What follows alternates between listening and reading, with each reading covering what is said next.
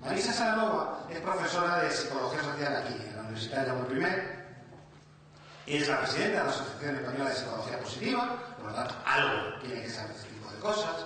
Pero sobre todo, va a venirnos a contar qué es eso de la resiliencia, ya no exclusivamente individual, sino que es la resiliencia desde el punto de vista organizacional. Lo dejo con Marisa Salanova. Voy a hablarles sobre la resiliencia organizacional. Recuerdo que cuando era pequeña, mis padres siempre me decían que lo preguntaba todo, absolutamente todo, que era la eterna preguntona. Yo decía, será cosa de niños, a todos nos pasa, ¿no? De pequeños somos preguntones. Pero con el tiempo y con ese efecto retrovisor, que a los psicólogos nos gusta mucho utilizar efectos y síndromes, como ahora verán, miras para atrás tu vida y te das cuenta que quizá esa curiosidad, esa proactividad, esa perseverancia por querer preguntar y saber más que el simple ¿por qué son las cosas así?, me hizo llegar quizá a donde estoy. Aquel profesor de filosofía que me hizo descubrir que las grandes preguntas de la vida están precisamente en los grandes filósofos, o ya en la universidad, cuando descubrí la psicología social y lo bonito que era comprender que no solo los individuos nos pasan cosas, sino también a los colectivos, a los grupos y a las organizaciones. Yo creo que de ahí me vino esa curiosidad. Ahora entiendo la resiliencia organizacional como este árbol, bello por fuera, fuerte por dentro, con unas raíces importantes y nutridas, que precisamente son los empleados, los trabajadores de esas empresas. Es la gente, precisamente, la que hace de las empresas que florezcan, como en este caso. Porque esas personas son las que también hacen que las empresas sean resilientes, sobre todo en épocas que conocemos de crisis como la actual, en que todo se derrumba, ¿no?, alrededor. Parece que está todo, que se está quemando y no tenemos ningún tipo de salida. Todos somos familiares con ese tipo de fotografías, ¿verdad? Los expedientes de regulación de empleo. Para la gente que se va, pero para la gente que se queda en las empresas, sufren el síndrome que llamamos del superviviente. Ahora no me ha tocado a mí, pero ¿quién dice que de mañana no me toque? Por tanto, sufrimos, parece que sufrimos, pero también sufren incluso personas que podemos pensar que no, que son precisamente los líderes, los mandos, y estos son los que sufren el efecto sándwich. Ya les dije que tenemos efectos para todo, los psicólogos, y síndromes. Claro, está entre la espada y la pared, entre la presión que ejerce la dirección, la presión que ejercen los trabajadores. Y realmente las organizaciones han pasado de navegar en grandes barcos a tener que surfear por aguas inciertas. Las grandes empresas también les pasa, ¿eh? Si no, mire.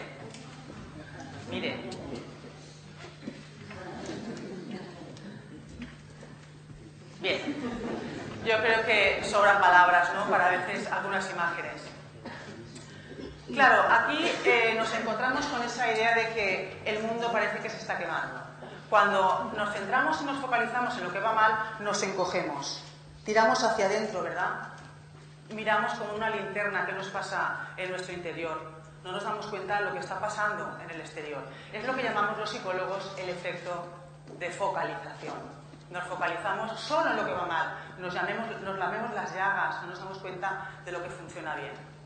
Los psicólogos, de hecho, nos hemos caracterizado por estudiar lo que va mal de las personas. La psicología ha estudiado básicamente los trastornos, los problemas.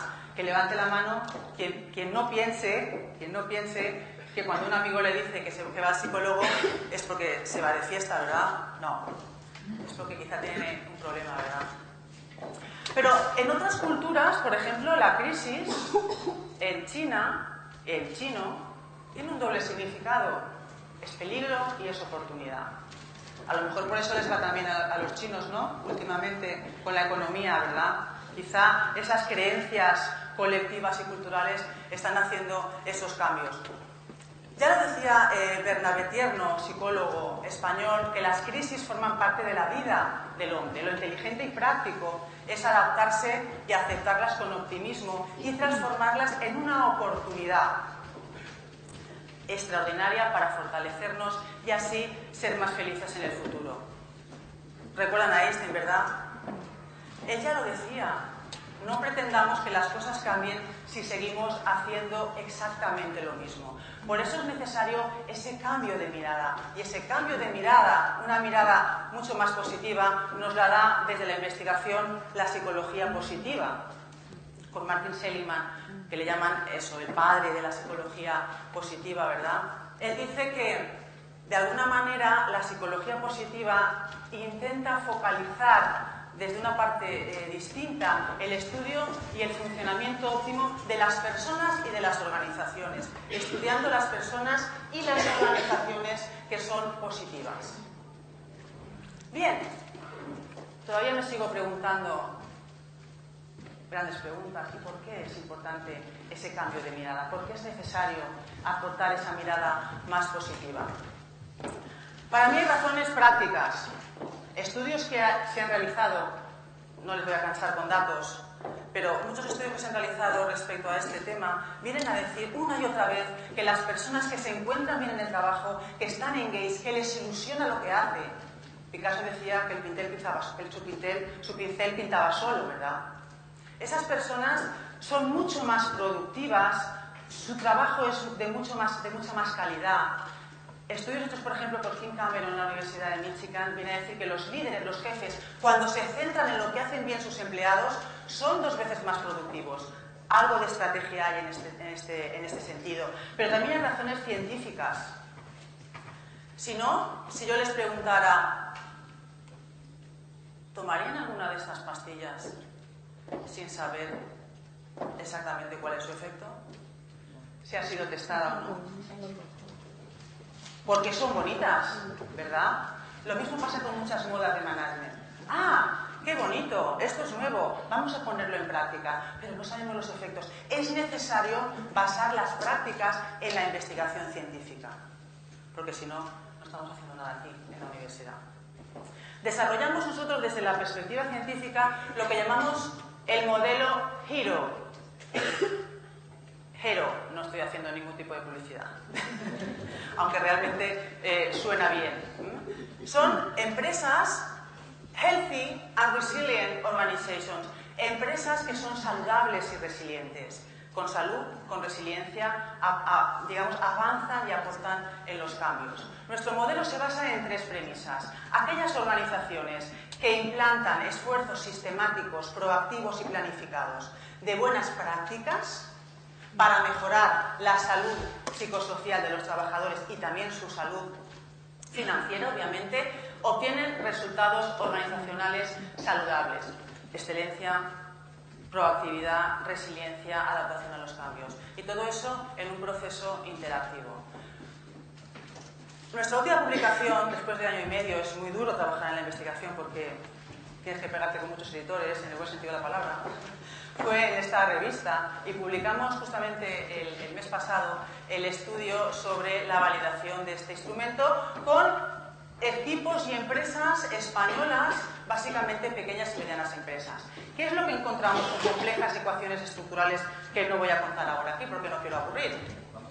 Que precisamente prácticas organizacionales como es el que el equipo tenga autonomía, que los líderes le den empowerment, le den apoderamiento para poder tomar decisiones, que tengan feedback sobre sus tareas, que haya un clima de apoyo, una conexión entre la gente, comunicación entre ellos y además también un estilo de liderazgo positivo y resiliente, que veremos después, hace que los equipos estén más saludables. ¿Qué significa eso? Que crean más en ellos mismos, yes we can, podemos hacer, que estén más engaged en su trabajo y que además sean más resilientes. Y eso va a hacer que tengan mejores resultados. Lo importante, no hay una relación directa entre buenas prácticas y buenos resultados. Necesariamente tiene que pasar por los sentimientos, el afecto y el engagement de las personas. Si no nos encontramos bien, por mucho que nos den prácticas, no vamos a trabajar mejor. Esa es la idea y la necesidad de focalizarnos precisamente en la resiliencia o en las personas. ¿Por qué? Porque las personas son precisamente el cambio. Y es donde viene el cambio en las organizaciones. Ya lo dijo Darwin, no lo digo yo. Las especies que sobreviven no son ni las más fuertes ni las más inteligentes, sino aquellas que se adaptan mejor a los cambios. Me encanta esta foto, porque le pasa como a las empresas, ¿no? Un huracán. De repente viene un huracán y lo tira todo por el aire. Las personas, los ordenadores, la tecnología. ¿Y qué queda? Justamente ya no nos quedan preguntas, porque justamente cuando tenemos todas las respuestas, va y nos cambian todas las preguntas. Hay que hacerlo y empezar de nuevo, como el ave fénix que surgió de las llamas. Precisamente en esto consiste la resiliencia, que esa presión te hace reaccionar de maneras distintas. Pero las personas reaccionamos de forma distinta a la presión. Si no, fíjense, esto es un chiste que me pasó un colega argentino. Es un hombre que va al psicoanalista y dice, sí, hasta ahora el tema era que había caído en una profunda depresión porque no tenía trabajo. El lunes empecé a trabajar y estoy deprimido por las tremendas presiones laborales. ¿En qué quedamos? Estoy bien porque estoy mal porque no tengo trabajo y estoy mal porque sí que tengo, ¿vale? Pero también hay otros que incluso ven en cualquier posibilidad un momentito pues para fumarse un cigarrillo e incluso no se ve bien, pero aquí está con la mano al volante, en control. Piensa que está en control. También le pasa esto a las empresas. Nosotros pensamos en nuestros estudios que en función del nivel de funcionamiento y el tiempo, a determinado nivel de funcionamiento, cuando viene una crisis, hay empresas que con el tiempo lo que hacen es sobrevivir como pueden. Nunca llegan al mismo nivel de funcionamiento que tenían antes. Hay otras que se adaptan, se recuperan y vuelven a un nivel similar al que tenían anteriormente. Pero las que nos interesan son las resilientes, que después de esa crisis han sido capaces de rebotar y salir incluso más fortalecidas. Ya lo decía Diane Coutu, ella es editora del Harvard Business Review, y dice que las personas y las empresas resilientes plantan cara a la realidad, construyen significado a lo que ocurre en lugar de desesperarse e improvisan soluciones de la nada. Otros no lo hacen. En esto consiste la naturaleza de la resiliencia. Y dice al final, pero no se ve, una cuestión que nunca comprenderemos del todo. Y yo me pregunto, ¿pero por qué? ¿Por qué no vamos a comprenderlo del todo? ¿Por qué no se puede llegar a comprender, a apresar esa resiliencia y a llegar a conocerla del todo? Bien, empezamos en nuestros estudios una tesis doctoral sobre resiliencia. Está presente aquí la doctoranda, Isabela, hola. Y después de hacer análisis nos dimos cuenta que precisamente las demandas no influían en la resiliencia. Aquellos trabajadores y equipos con más demandas que se suponía que serían más resilientes, no había relación. Pero sí los recursos. Cuanto más recursos psicológicos y sociales tienen los trabajadores, más resilientes se sienten. Esto nos defraudó, ¿verdad? Pues, ¿por qué? ¿Por qué no salen los datos como pensamos? Claro, porque estamos pensando siempre en la resiliencia reactiva, reaccionar a lo negativo. Pero hay una resiliencia que se llama proactiva. Y es esa capacidad que tenemos de saber aprovechar los recursos que tenemos para poder afrontar situaciones adversas, futuras, no pasadas. ¿Vale? Es forjarnos ese paracaídas para poder llegar a caer bien, a caer de forma suave y de forma graciosa. Es esa necesidad que tenemos de ir por la vida con esa mochila, lo que yo llamo mochilear, poner recursos psicológicos, sociales en nuestra mochila, ir cargándola para emprender ese largo camino que tenemos en la vida y que no sabemos lo que nos va a deparar. Hagámoslo ahora, no esperemos a que pasen situaciones adversas. Ahora es el momento para poder estar preparados. Y aquí viene finalmente la última parte de la presentación y tiene que ver con el ABC de la resiliencia. ¿Cuáles son las claves de la resiliencia? No vamos a ir de la A a la Z, nos quedaremos en la F, aunque podríamos ir más allá. Y la primera A es de autoeficacia, realmente el creer que tú puedes conseguir las cosas. Ya lo dijo Albert Bandura, son unas creencias en que te consideras capaz para hacer frente al futuro, para hacer frente a la adversidad y no quedarnos en la zona de confort. Porque ahí en la zona de confort uno se siente seguro y calentito, ¿verdad? Tiene todo a mano, el mando, en la cervecita, ¿vale? Todo cerquita, no tiene que hacer demasiado esfuerzo, pero claro, se pierde lo maravilloso de la vida, porque esa zona de seguridad y de confort cada vez se hace más pequeña y te oprime y necesitas expandir. Por eso hay que dar el salto. Y aquí es importante el creer que tú puedes. Cuando estuve en Stanford con Bandura, él dijo que las personas que salen de la zona de confort son las que tienen coraje, las que se atreven a hacer los cambios, los valientes, un poco los irracionales. Él decía que reasonable people adapt to the world. Irrational people try to change it. Therefore, progress depends on the irrational people. El progreso depende de los locos, de los que se atreven a hacer los cambios.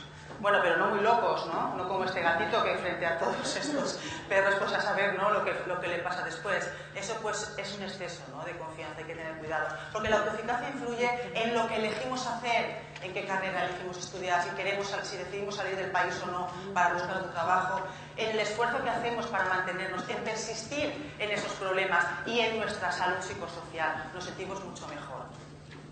Ejemplos tenemos, ¿verdad?, en la historia, el eslogan del sí. Nosotros como colectivo, como eficacia colectiva percibida por toda una comunidad, podemos. O por ejemplo, sin ir más lejos, la selección, ¿verdad? La selección española, qué buenos recuerdos, saboreamos aquellas experiencias, ¿no? Ahora podemos y ganamos.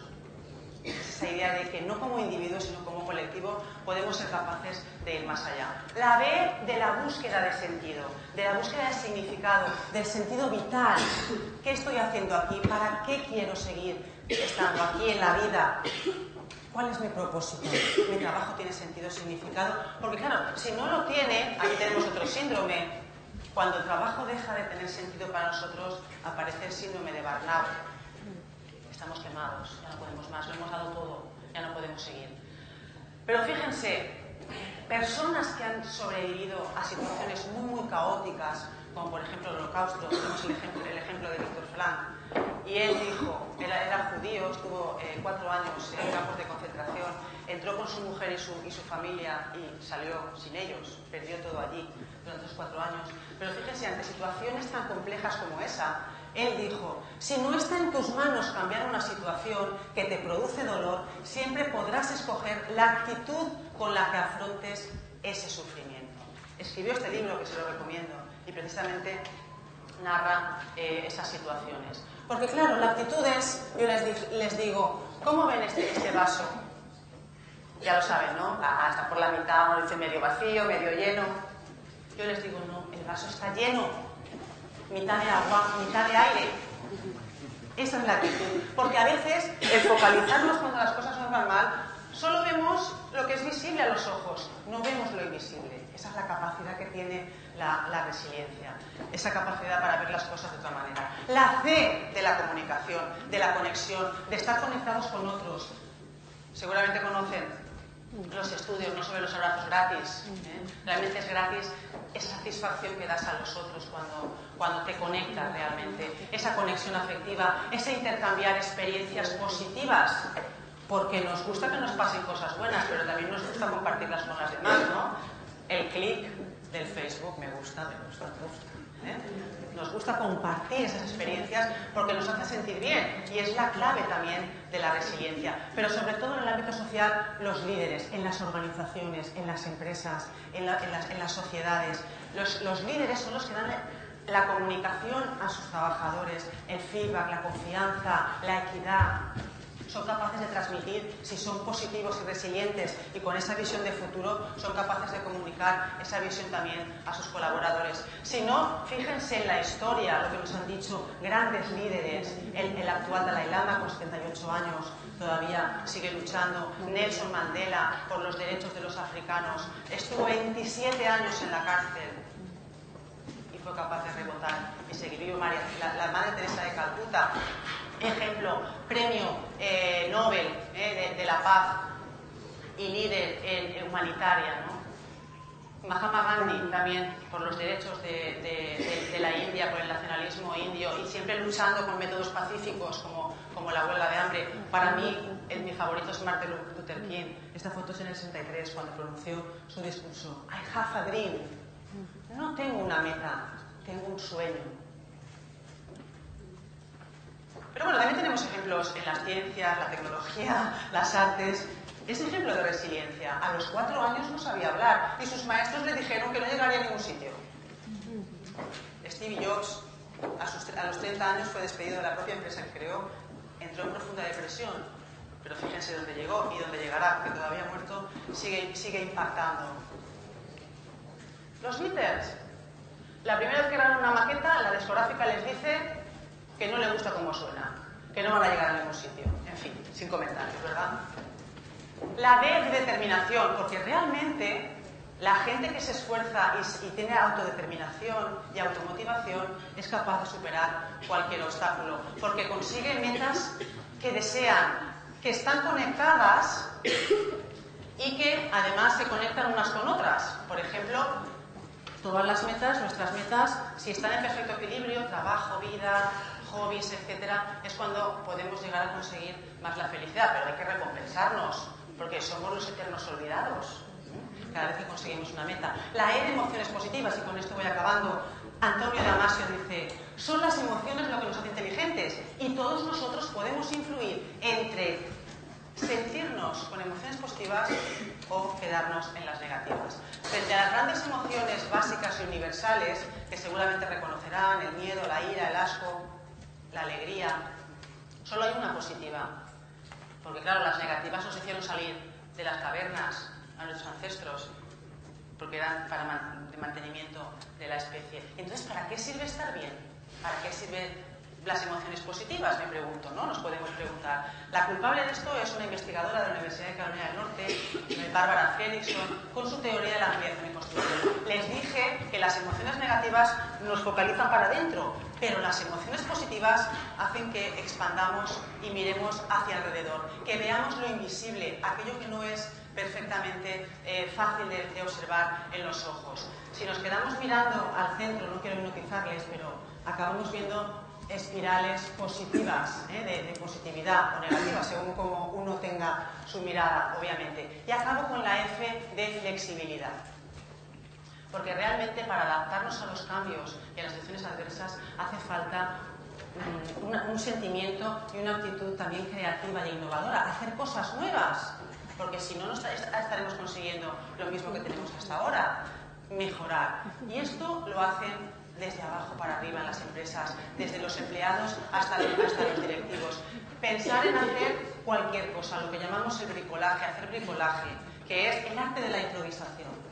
Con pocos recursos conseguir hacer cualquier cosa. Generemos culturas de bricolaje, generemos culturas MacGyver, que seguramente algunos de ustedes recordarán la serie, que era capaz de hacer cualquier cosa con el mínimo esfuerzo y con cualquier cosita que tenía para él. Tengo un mensaje para ti. Construye tu propio ABC, construye tu propia resiliencia. Cree en ti, búscale sentido a lo que haces, ten determinación, siente, pero en positivo, esas emociones positivas e intenta ser flexible, hacer bricolaje, ser un MacGyver, porque así conseguiremos llenar nuestra mochila de estos recursos y afrontar situaciones adversas. Piensa en positivo, pero no te quedes en el pensamiento, en positivo, actúa, porque si no te quedarás en la mitad, y monta en la propia ola de tu éxito. Aunque sea con una tabla de surf, hagámoslo bien y sepamos capear el ambiente y consigamos organizaciones desde abajo para arriba, fuertes por dentro, bellas por fuera. Gracias.